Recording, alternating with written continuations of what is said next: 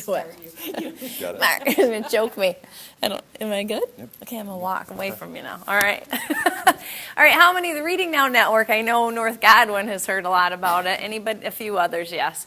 So basically what happened is there's a leadership team in Region 3, and Region 3 is basically West Michigan area. There's 100 schools in this Region 3. And the ISDs that kind of are a part of this are listed up here. There you have all the way from Mason down to Allegan, which we have some Allegan folks and so forth. So we've been working together, and what happened is this leadership team of like Superintendents Karen McPhee, Tom Reeder, so forth, a lot of high-powered superintendents were on this, and they said, we need to really dig into this literacy, this third grade reading, and kind of find out schools that are doing well. So the purpose of RNN is basically to help all students. So if some school's doing well like North Godwin, what can we replicate there and what can we take from there, or any school, whether it be Forest Hills or Northview or whoever, Granville or any of these schools, West Ottawa, and how can we share those ideas? So there were some schools that were identified that were outlier schools. This is a summary version, and we have a website that we can go into more detail later if you want to look.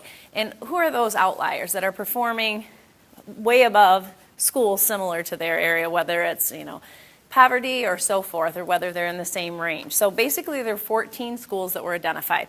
We decided to go into 5 of these schools, and we selected a variety. We went into these schools and we spent time in the classrooms, we spent time with the staff, with the principals. I didn't realize how powerful of an experience it was until afterwards. When you're in the midst of it and you're trying to collect all the information and so forth, you're just, okay, gotta get it on my calendar, let's go, we're going here. But now that I step back and reflect, I'm like, oh my gosh, what an opportunity to go in and see these classrooms, to talk with the students, to talk with the teachers, to the principals. It was amazing. So after we would observe and after we talked to all the staff, we did like a modified instructional rounds, the leadership team that was in there, the field study team. And then we kind of put through our information and decided, okay, what's common? What are the findings from all these schools? Which this took a long time to go through because we're hitting 5 schools and meeting with staff. But basically the purpose is we want to achieve more together than we would separately.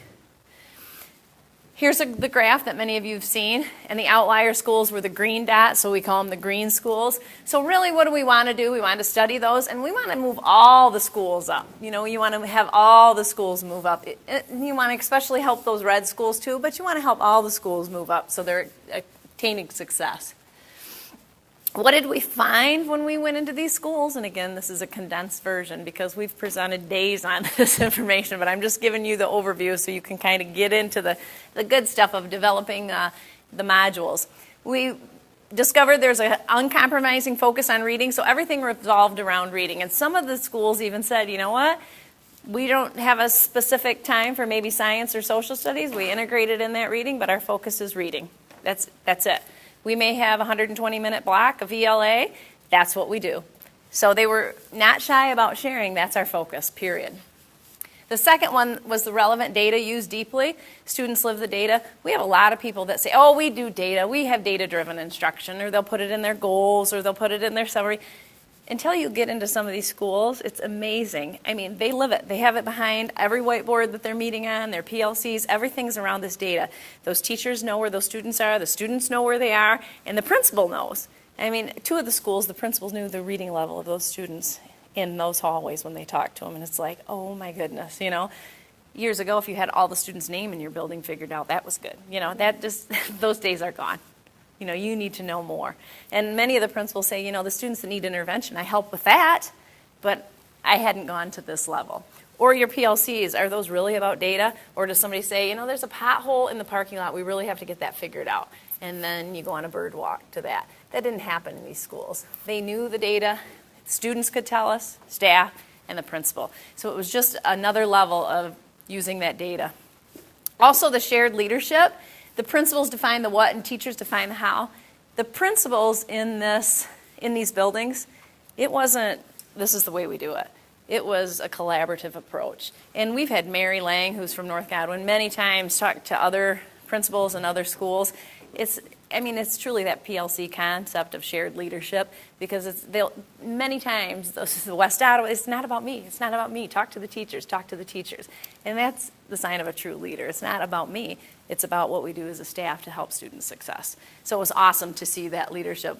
It would be great to have those principals, and that's another level, start mentoring some of these other principals that need help. That's what would be amazing to see, because the leadership was a key component in these schools. Classroom management. There was school-wide classroom management. It wasn't just, oh, here's a rubric and here's a consequence. The students knew. The teachers reinforced each other. The principal reinforced the teachers. Even students, helped the teachers with some of the management. The expectations were the same. And it was basically, you can do it, you can learn, and that's what we do here. One of the schools that has high poverty, one of the teachers said, hey, I'm the last line of defense for these students, and this is what we do. So it was a whole school approach, and that goes down to number 5. We feel they are our kids. In the one school, too, somebody was struggling and struggling and struggling. What was it? And he didn't have a mattress, the child, to sleep on. So guess what the staff did? Pulled their money together, got the mattress, and, it's just all about an all-hands-on-deck approach. So that's what we found. Those were the 5 roots of reading. Some people are calling them pillars. Those were kind of the 5 findings. It wasn't about, oh, you use this program, or you use this, or you use that. It wasn't about that. There was a variety in those schools. It was just using the data from whatever assessments they were using to build on instruction. So some of you, was anybody able to attend the summit that we had? Okay. We had a summit, and a lot of your higher central office folks were there. Curriculum directors, some principals, some superintendents were there. And basically, it was a whole day on going through the findings. And there's videos, and there's a reflection tool that we use. And I have a sample of that reflection tool we can share, too. So we'll get this written down so you can kind of go to it. But it has a breakdown of each finding, and it has the staff. Because when we would present this, all the people, whether it was superintendents or principals or teachers, they said, okay, great, this is a great overview, but we want to hear from the staff or the principals. We don't want to hear it secondhand, basically, from the ISD people going in. I get that. So that was great. We pulled those people in the trenches together, and that's what the summit is. It's the people that are in those schools talking about what they've done and sharing, and a lot of panel discussions. So when we did some activities that day, it's all on that website, and we have a paper copy for you of some of the information too. So the reflection tool, a lot of schools have been using this, and Teresa passed it out to kind of pattern their PD, just to look at these roots of reading success and what they're doing, and if they're doing some of these findings and what they could maybe start to incorporate. Kent City, after the summit, she redid her whole PD that was that next Monday, reworked it all, and integrated all the Reading Now Network information into her PD and had her staff go through the reflection tool. So I just want to share some of these resources with you. And we can always pull up that site later. I will write it down over here on the board too, but you might want to look at it when you have time. We're forming a question and answer list. There's summer resources. There's a lot of information that'll go on this site. So it's a good, even for your own classroom and your own school later, it's good information to use, that site, for parents. And then we dive a little deeper, which I'm not going to get into this, because basically what this next step is, and we shared this with superintendents, is, okay, can we look at the data now from 3 years, because this was a 1-year snapshot. Okay, so we did do that. And the schools that were the outliers, they performed well all 3 years. And it wasn't just in reading, it was in math and other content areas too, because we had a school improvement consultant from Ottawa look into that, and he had done that. So now, what superintendents can do, assistant superintendents, building principals, they can plug their information and look up their school compared to the outlier schools, compared to other schools in the state. So this is on that site as well, but we won't get into that right now because that's not our focus, but just know that's out there. And then our next steps, obviously there's a lot of information and we're still working on that. Next year we're holding some ed camps to kind of get some of these schools to share their information with other people that were there. Is anybody here from the West Ottawa school? They were thinking Jens was going to send, maybe it wasn't this. So one of the West Ottawa schools that was outperforming, they're going to be a part of this as well. So we're trying to get more information, have the principals help other principals at MEMSPA, you know, getting them involved in that. So that's kind of the plan, and we want to just share the information. We're getting calls from other ISDs. Shar M called, Gratiot Isabella. They want to share the information. So you're in the middle of developing, not in the middle, you're in the beginning phases of developing this information. So what did we do? We submitted a grant for how can we share this information, how can we get some student resources, and so forth. So Teresa and Mark will kind of go through this today, but the state of Michigan said absolutely we want an early literacy focus. That's crucial, obviously, for everything, for reading, for poverty, so forth. When I was at a school, you're focused on, when I was a building principal and a teacher, okay, my class, my school, we got to get these scores up. When I got outside of a building, and now we're countywide, you just see those community organizations, and you have to get the kids out of poverty to change, and otherwise things won't change. The reading levels, everything, the country, we need to work together to support these students. So the grant, we submitted a grant to say, hey, can we work on this with all of these different counties with the Reading Now network, is basically what the initiative is. And we want to develop some resources. So there's some resources for teachers, there are going to be some resources for students, and like I said, this is the beginning phase. So when Teresa says, hey, talk about if you have an idea, do, because we're trying to plan this as we go along, and we have experts right here in the room. So say, hey, I think this might work, and Teresa and Mark will look into it and say, hey, that's a great idea. So what are we going to do? We're going to put it in a learning management system, and it'll be free access for others in the state, really, that can access that free website. So that's what we want to do.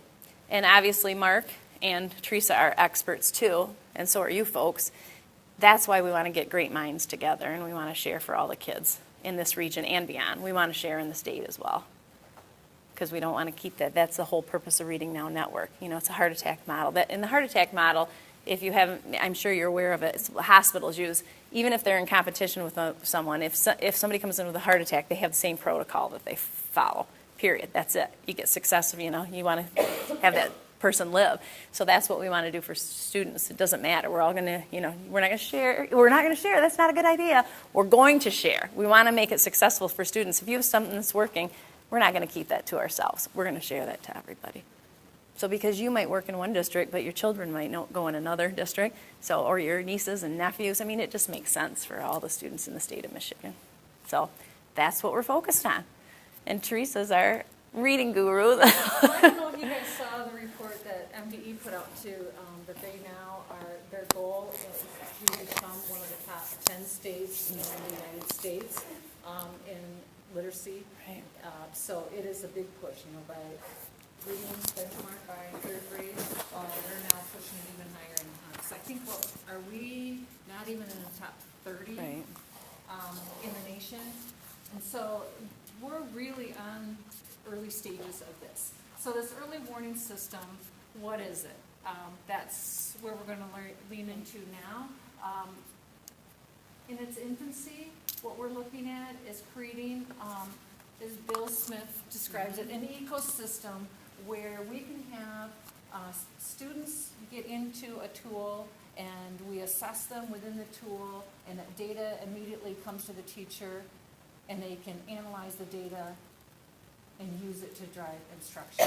So as teachers, I know I taught kindergarten for 12 years, that you have, if you're following MLPP, there's 7 to 8 sheets of paper that you're recording on for every child, and then you try to sort that out, and then you have your DIBELS data, and you have, if you're doing Discovery Ed or NWA, you have all these pieces, and you then have to transfer all of your classroom data someplace. Well, we're looking at how can we create a tool that is efficient for teachers and effectively evaluates for student side. And that's why you're here, because we know that as classroom teachers, you also realize that a digital tool can only do so much. So how can we create a digital tool that's on the teacher end useful, and on a student end can collect that data on a more frequent basis? Before Mark goes on. Today I have a meeting at 2 to plan to present to the legislators. I don't know if I told you guys that yet, but they want an update kind of on what we're doing with the grant and how they're so excited and how this is working. So I thought, well, this is perfect timing then. We're meeting today. So they're so excited about this because they know that the teachers are developing the information, and they know that, it'll be useful and it'll be good information. So it's interesting, how much attention obviously the literacy is getting, which is great. So we're going to take advantage of that, timeline, and we're going to produce some great work, because I know we have the experts in the room and we're excited. So thank you all for giving your time, because we know it's summer vacation and you could be doing a lot of other things, but we really do appreciate it. We really appreciate it. Okay. So why don't you take a second? You've got that reflection tool template. You just heard a lot about the Reading Now Network. Maybe you want to explore that link. Just get yourself a little more familiar with it and talk about what are your understandings of what this looks like, and then we'll give you more clarity. But just take a minute to kind of turn and talk to a neighbor, a group of 3. We'll kind of get situated. So go ahead and dive into that conversation.